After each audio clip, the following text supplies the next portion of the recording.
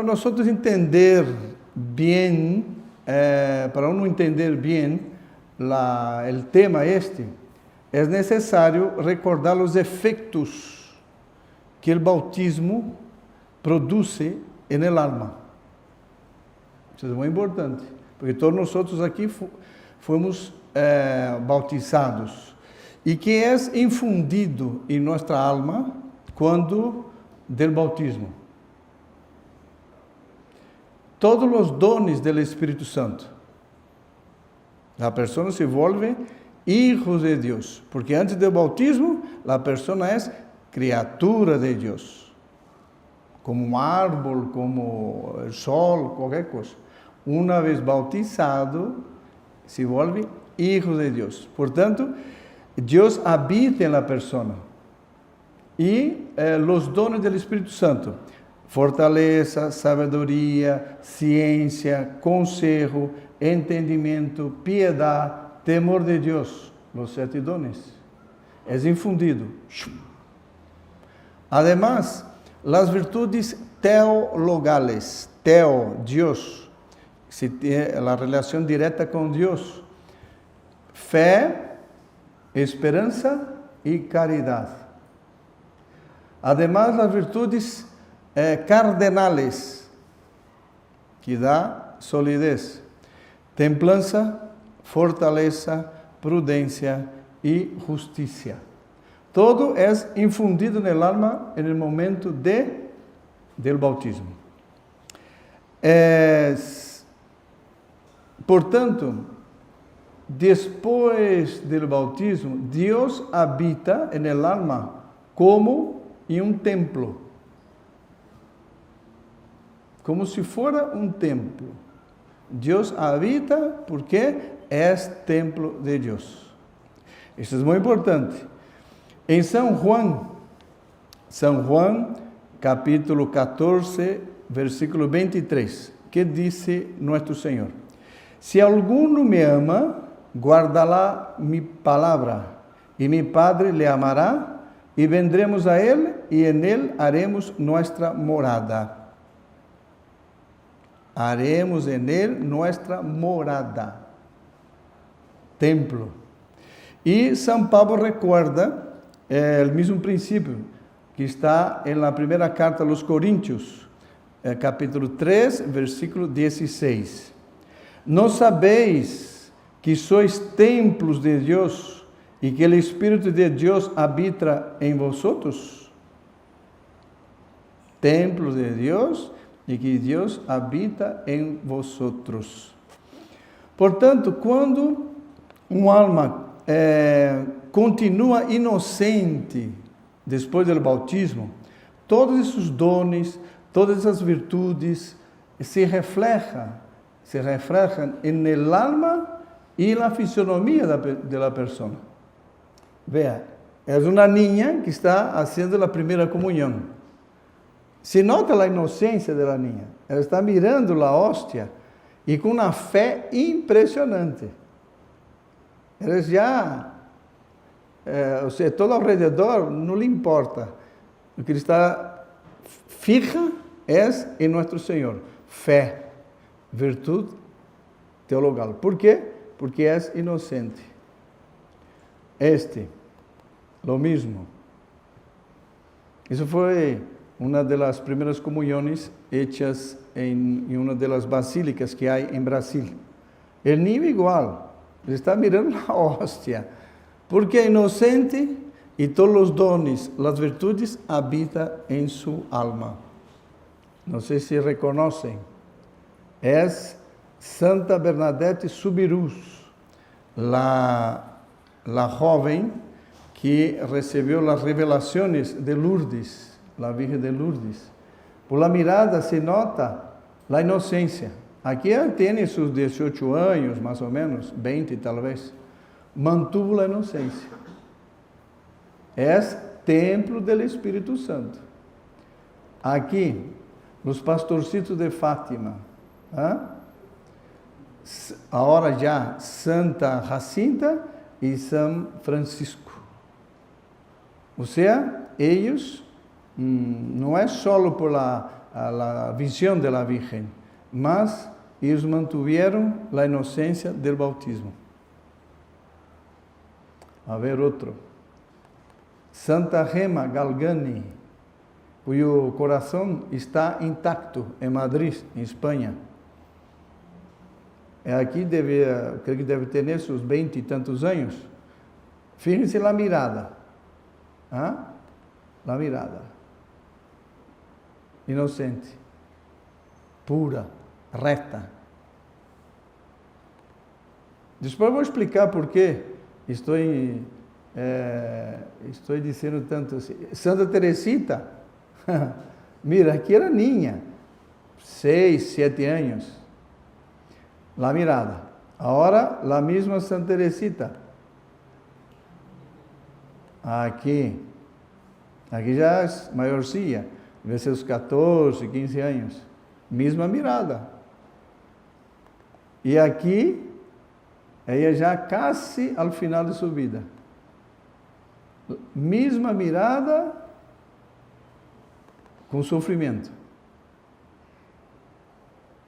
Mantuvo firme as graças do bautismo.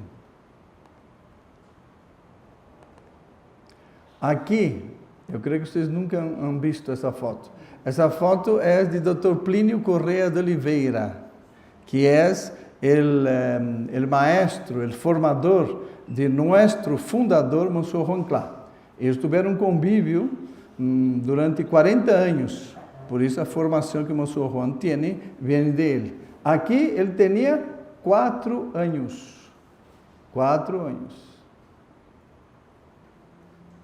Agora vamos ver uma foto dele, Dr. Plínio, com 24 anos, 20 anos depois. Aqui. Mire a mirada. Agora nós vamos ver uma outra foto dele. Mire a mirada. 85 anos. Foi o último ano que estuvo entre nós. Mantuvo todas as graças do bautismo.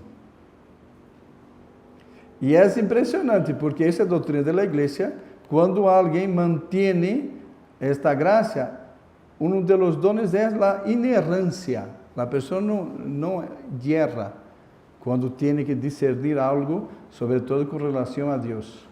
Aqui tampouco vocês viram isso. Esse aqui é o nosso fundador quando chiquito, Monsenhor Juan Clá Díaz. Ele tinha aqui 2 anos, 1 ano e meio, 2, 3 talvez.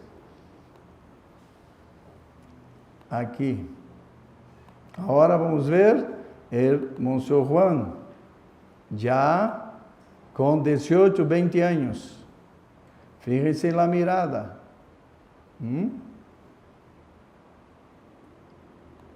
E aqui, a los 80 anos, recém a foto. Esse aqui quem é? É Dona Lucília Correa de Oliveira, é a mamá de Dr. Plínio Correa de Oliveira. Ela aqui tem 16 anos. Fíjense na mirada. Agora, ela com 36 anos. Aqui. 36 anos. E aqui, Dona Lucília, 3 meses antes de sua morte. 93 anos. É uma continuidade, fidelidade à graça do bautismo. Ou seja, o alma de todos estes é como um vitral. Mira que lindo. Por quê? Porque todos estes, no alma de um católico bautizado, todos esses pedacitos, trocitos de vidro colorido, é uma virtude. Pero fíjense, no centro del vitral, ¿qué tiene? Dios y la Virgen. Ellos mantuvieron y mantienen esta gracia, o sea, todas las virtudes, porque toda su vida se centra en Dios. Se centra en el amor a la Virgen y se centra, por tanto, no que hay de principal en nuestra existencia, que es vivir para Dios, con Dios y con Él después vivir para siempre. Es un alma inocente que mantuvo la inocencia. Bueno, cerremos aquí. Ahora, ¿qué destruye todo eso? Imagínense que uno viene con un trozo, un palo, y en el vitral empiezase a dar golpes. ¿Qué pasaría con el vitral? Destrozado. Todo por el suelo. Quedaría una cosa horrorosa, ¿no es eso? ¿Qué destruye en el alma? Todas esas virtudes. Dones del Espíritu Santo, virtudes, etc. El pecado. Es el pecado que destruye todo eso. Ahora, ¿qué es el pecado? ¿Qué es el pecado? La Iglesia define así. Pecado es la transgresión voluntaria de la ley de Dios. Transgresión voluntaria de la ley de Dios. Ahora, para uno aceptar eso, que es una transgresión a la ley de Dios, tiene que aceptar otra cosa que es lo principal. ¿Qué es? Mira o que dice la Iglesia. Es condición esencial para el reconocimiento del pecado la previa aceptación de un Dios creador, que no se coloca ante Dios como supremo hacedor, autor y conservador de nuestro ser, difícilmente aceptará la realidad del pecado. Uno tiene que tener claro, todo Dios lo creó y todo lo mantiene. Y el pecado es una transgresión voluntaria a la ley de Dios, por tanto, al propio Dios. Condiciones para que haya el pecado. Son tres. Primero, la materia, el conocimiento y el consentimiento. Primero, la materia, que pode ser grave ou pode ser leve. Que algo sea malo ou que se crea assim. Por pensamento, palavra, obra, omissão ou desejo.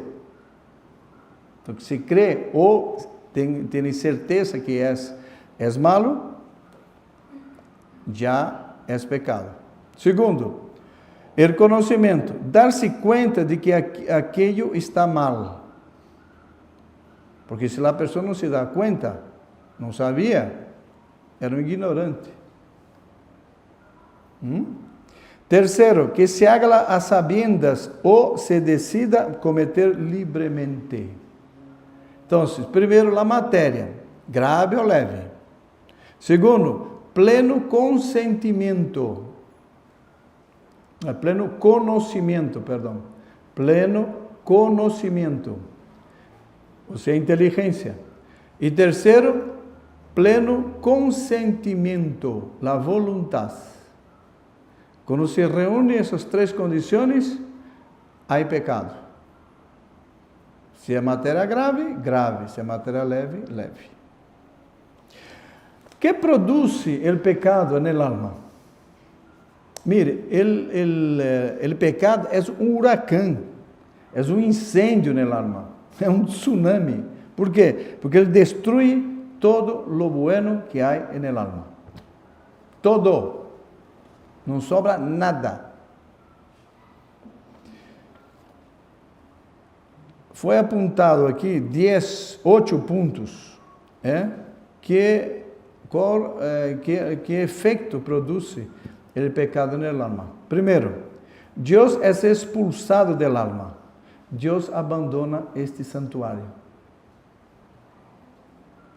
Ele vivia mientras estava em la inocência, em estado de graça. Com o pecado, é expulsado. Segundo, destrui todos os dones e virtudes. Todo é destruído. Terceiro, pérdida de todos os méritos adquiridos antes do pecado. Todo que a pessoa ha hecho de bueno antes do pecado, destruído, tirado por la ventana. Mira o que disse o profeta Ezequiel, capítulo 18, versículo 24. Si el justo se aparta de su justicia, o sea, de la santidad, y peca, todas las obras justas que haya practicado serán olvidadas. É terrível isso. Quarto, el alma corta com Deus e se queda esclava del demônio. Esclava del demônio. Mire que diz São Juan, capítulo 8, versículo 34. El que comete pecado se hace esclavo del pecado. Quinto, el demônio tem mais poder para actuar sobre la persona, sobre el alma. Salió Dios, el demonio va a reemplazarlo. Sexto, el alma queda sin fuerzas. El alma queda sin fuerzas. Mira o que dice Apocalipse, capítulo 3, versículo 1. Tú te llamas vivo y estás como muerto. Está vivo el cuerpo, el alma muerta. E se muere em pecado mortal? Inferno eterno. Vê a loucura que é o pecado. E mira que disse São Paulo na primeira carta aos Coríntios, capítulo 6, versículo 9 a 10. Mira o que disse. ¿No sabéis que los injustos no poseerán el reino de Dios? No os engañéis, ni los impuros, ni idólatras, ni adúlteros, ni afeminados, ni homosexuales, ni los que roban, ni avaros, ni borrachos, ni ultrajadores, ni explotadores heredarán el reino de Dios.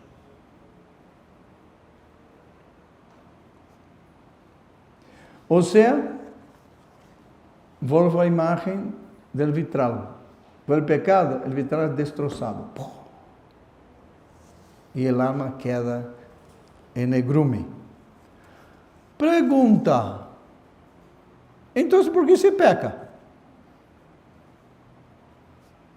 Se é uma loucura, por que se peca? Por racionalização. ¿Sabe o que significa isso?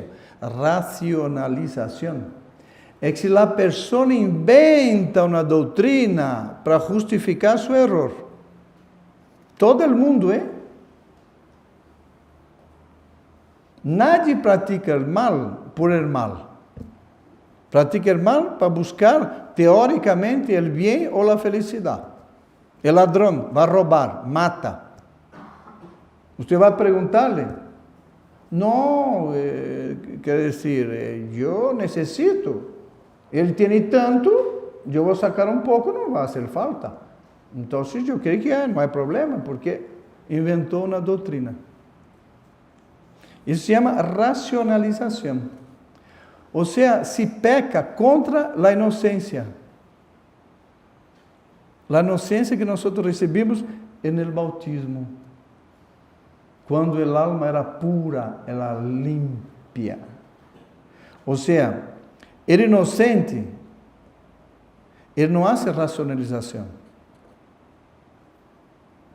Não. Ele tem uma consciência reta.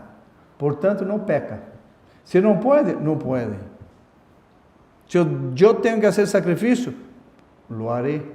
Pero pecar, não. Então, se peca por racionalização. O homem perde a noção de que nasceu para Deus. Por isso se peca. Essa noção que nós nascemos para Deus. Deus nos criou para cada um ser feliz junto a Ele, no céu. Se perde isso. Perdendo isso, se peca. Mira o que diz aqui. Nem sei bem quem é. Enfim, diz assim: o homem é como um planeta. O planeta tem que girar ao redor do Sol. El girar significa uma obrigação vital para ele, pero também significa luz. Mientras gire ao redor do Sol, recebe a luz que lhe dá vida e lhe calienta. Pero se o planeta se alejara do Sol, por el espaço, independiente, livre, não tendría mais calor, não tendría vida. Reinaria o frio e a noite.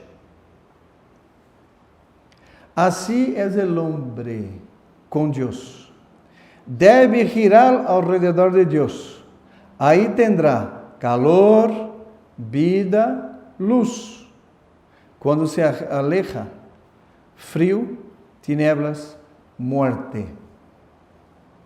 Esse é o problema de todo pecador, é o problema do mundo actual.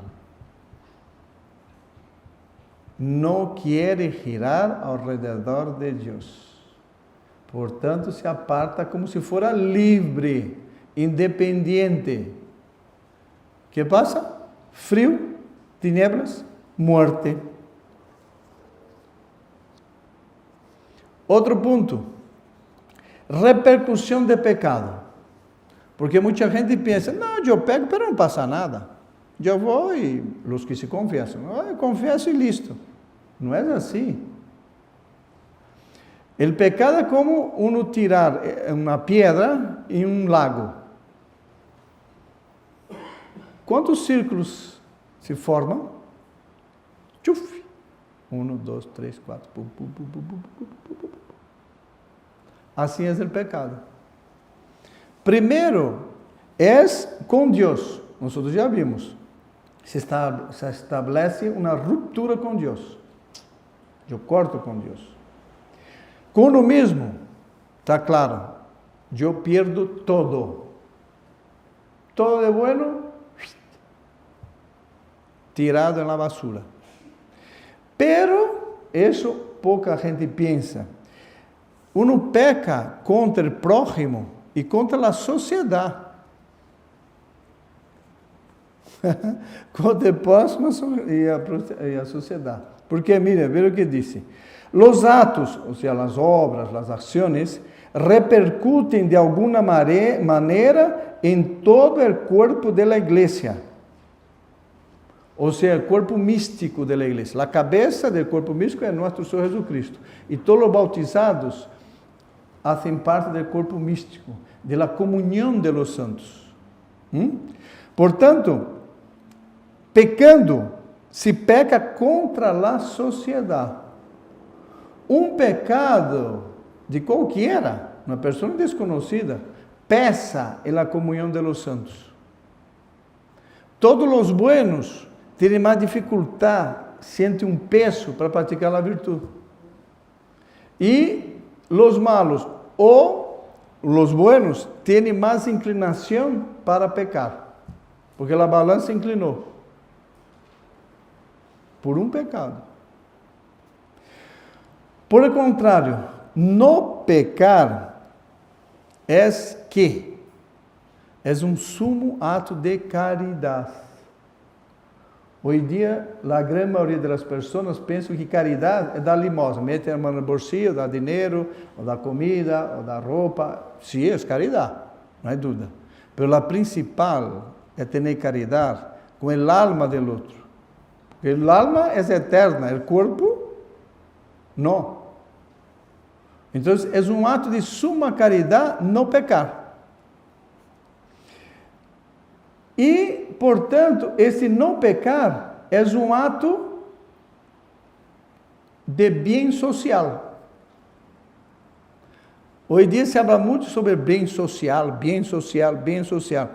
Quando não se peca, está ajudando a sociedade. Por quê? Porque ajuda a harmonia social. Ajuda a la unidade entre as pessoas, porque há menos rinhas, menos envidia, menos ódio, menos desejo de destruir. Então, unidade. Portanto, incentiva a verdadeira paz. Hoje em dia que tanto se habla sobre paz, que é paz? Segundo São Agostinho, é tranquilidade e ordem. Donde há ordem, é paz. Então, imagine-se se o mundo não pecara mais. Reinaria a verdadeira paz. Harmonia social, todos praticando os 10 mandamentos, um ajudando a los demás, amor ao próximo, porque Deus estava no centro como no vitral. Ou seja, o sumo de caridade, bem social e paz, unidade, não pecar. Ora, a realidade está aí, que há pecado. Como sair desse estado?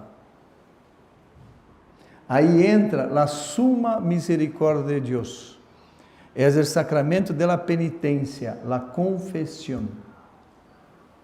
Na confissão, aí entramos já na segunda parte.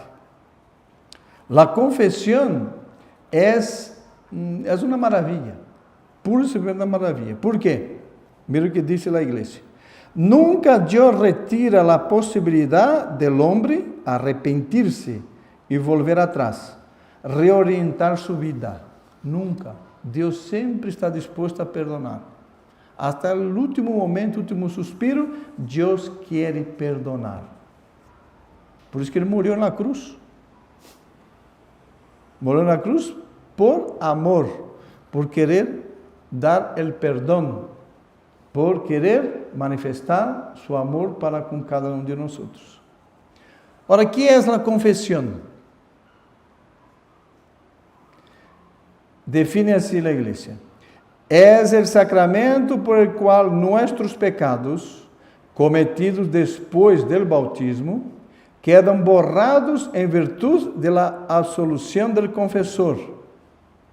Pois Jesucristo lhe deu o poder de perdonar os pecados quando dijo, aí vêm as palavras de nosso Senhor Jesucristo, está em Juan, capítulo 20, versículo 22 e 23. Recebir o Espírito Santo, a quienes perdonéis os pecados, les quedan perdonados, e a quienes se los retengáis, les quedan retenidos. Quando o Pai diz, eu te absolvo de tus pecados, Ele não é Pai, Ele é o Espírito Santo. Eu é nosso Senhor Jesus Cristo, porque o único que tem poder de perdonar pecado é Deus. O Pai presta a laringe, nada mais que isso. Imagine-se, Ele é o ministro que presta a laringe para Deus perdonar. Diz que não é milagro? Milagro, quando se atende confissão, é um milagre tras outro. Porque entra um morto e sai vivo. Maior milagre que isso. E muitas vezes é morto de verdade. Pecado mortal, o outro é venial. Então está na UTI, está já para morrer. Pero sale com saúde. Milagro.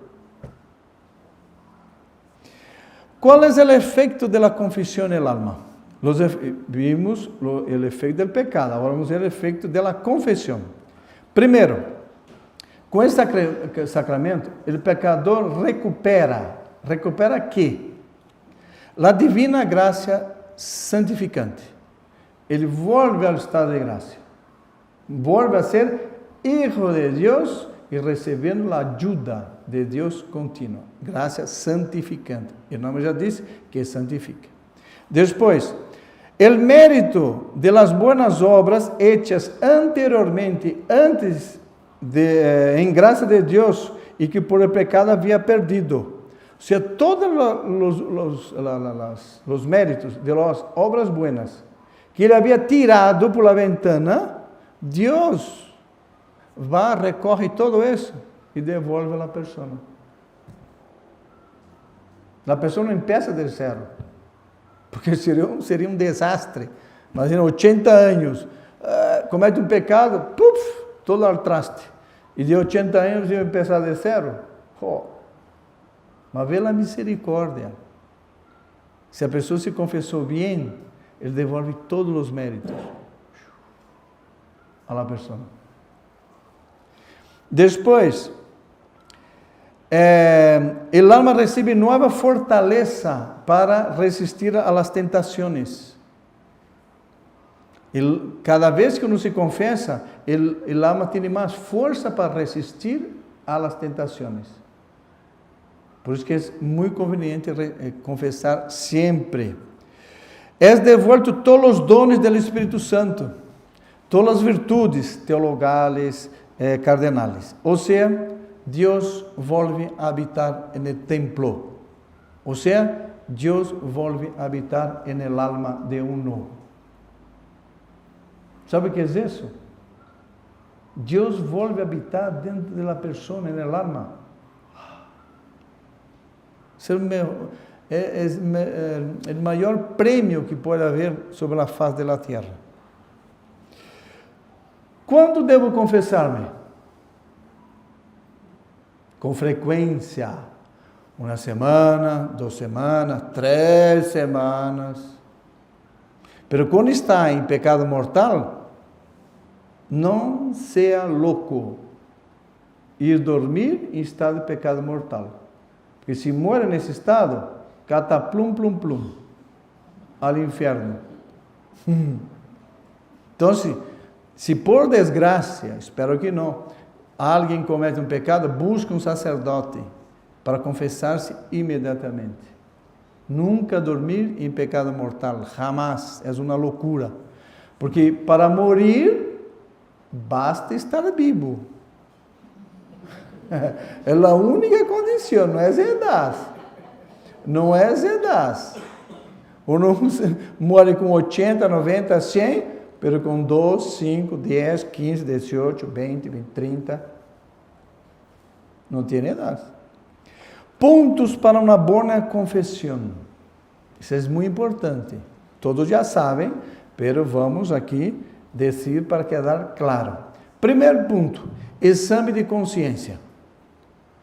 Se é passar os 10 mandamentos, os mandamentos da lei de Deus, da lei da igreja, enfim, todos os atos das pessoas, exame de consciência, isso é muito importante. Segundo, dizer todos os pecados,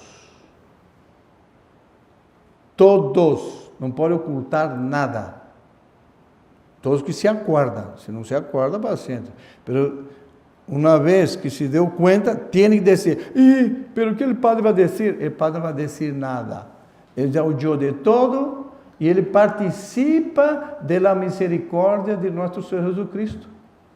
O padre é uma coisa incrível, porque o padre, eu não creia, antes de ser sacerdote não creia, eu perguntei a um sacerdote e ele me respondeu, quedei assim, mas só fui confirmar depois de ser ordenado. Dizia, pero você ouve de todo, mas você não queda assustado? Não. Quanto pior é o pecador, mais misericórdia o sacerdote sente. Por quê? Porque se a pessoa vai de coração arrependido e querendo cambiar de vida, nosso Senhor quase que chora de alegria por ver uma ovelha perdida que regressa a redil. E isso o sacerdote participa. Então, nunca, jamás calharam pecado. São João Bosco, em suas memórias, ele conta que estava um dia mirando um confessionário e iba todos os ninhos, os estudantes. E ele viu que um ninho confessando De repente lhe saía uma serpiente negra assim, e de repente tragou de volta. E aí, quando terminou a confissão, ele foi assim e tal, perguntou: você se confessou? Sim, Dom Bosco, sim. Mas confessou bem? Sim, claro. Pero confessou todos os pecados? Sim, claro. Então, por que eu he visto tal coisa, tal coisa? Aí se arrodilhou, e era um pecado contra a pureza. Ele teve vergonha, começou a dizer, quedou com vergonha e tragou de volta. E o demônio faz isso, sobretudo com a virtude angélica, a pureza. Quando a pessoa vai pecar, o demônio quita a vergonha. Mas uno, quando quer confessar este pecado, ele devolve 1000 vezes a vergonha. Então, sempre decir todos os pecados. Primeiro, exame de consciência. Segundo, decir todos os pecados. Terceiro, arrepentir-se de haberlos cometido. Ou seja, ter verdadeiro dolor. Isso é muito importante. A pessoa não pode confessar-se como um louro. Blá, blá, blá, blá, blá, blá, blá, blá, blá, blá, blá, blá, blá, blá, blá, blá, blá, blá, blá, pum, stop. Não tem dolor. Essa confissão é malhecha. Ele tem que ter dolor de haver ofendido a Deus, que é um ser sumamente bueno, é a bondade. E eu não tenho direito a ofender-lhe. Eu ofendi, que desgraça, mas eu não vou ser mais. Tenho dolor. Isso é muito importante. Arrepentir-se de haver cometido pecado. Dolor. Quarto ponto, propósito de emenda. Ou seja, a pessoa tem que fazer todo o esforço possível para não pecar mais. Então, o que significa isso? Sobretudo, huir da ocasião de pecado. Se uma pessoa é ocasião de pecado, se uma situação, se um ambiente me leva ao pecado, eu não posso ir. Porque senão, eu vou confessar e vou pecar. É inválida. Então, propósito de emenda. Importante. E o último, cumprir a penitência imposta. Então, repetindo. Primeiro, exame de consciência. Segundo, decir todos os pecados. Terceiro, dolor de arrepentir-se.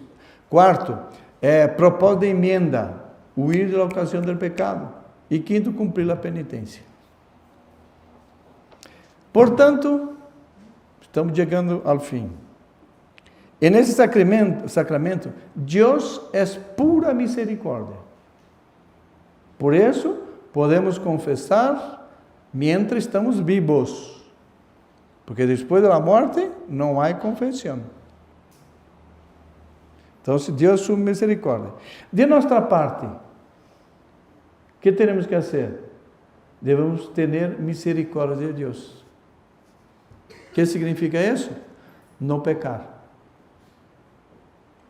Ele que é a misericórdia, nós não pecando, estamos tendo misericórdia de Deus, que não merece ser ofendido. 2 exemplos. Santa Teresa de Ávila, a grande Santa Teresa, que dizia: tenho horror em pensar que pecando, se está pecando dentro de Deus. Ou seja, nós vivimos dentro de Deus. Deus contém todo. Quando se peca, pecamos de dentro dele. Nada está vendo. Que não está vendo. Deus está vendo. E no juízo final vamos ver também. Não existe pecado oculto. Não estou solo aqui. Não existe solo. Você está diante de Deus e diante da humanidade. E no juízo final. Isso é muito importante ter presente. Depois, outro exemplo, Blanca de Castilla e São Luís IX. Quando um ninho lhe ensinava um crucifixo, ele dizia: los pecados de los hombres foram a causa de la pasión de nuestro Senhor Jesucristo. E quem comete um pecado mortal, volve a crucificar a nosso Senhor. Los pecados de los hombres fueron la causa de la pasión de nuestro Señor Jesucristo. Y quien comete un pecado mortal, vuelve a crucificar a nuestro Señor. Eso marcó tanto el corazón de San Luis, que él decía, antes morir que pecar. Antes morir que pecar. Y dice bien el Salmo 23, versículo 3, 4. ¿Quién subirá al monte del Señor? O sea, al cielo. ¿Quién podrá estar en su santo recinto? El de manos limpias y puro corazón. Aquellos que mantuvieron la inocencia del bautismo o la recuperaron a través de la confesión. Por tanto, la verdadera conversión se realiza en el corazón. Y esta conversión se manifiesta en las obras. Es cuestión de querer ayudado por la gracia. Y la gracia nos viene pidiendo, rezando. Ahí está las consecuencias del pecado y la belleza de la confesión.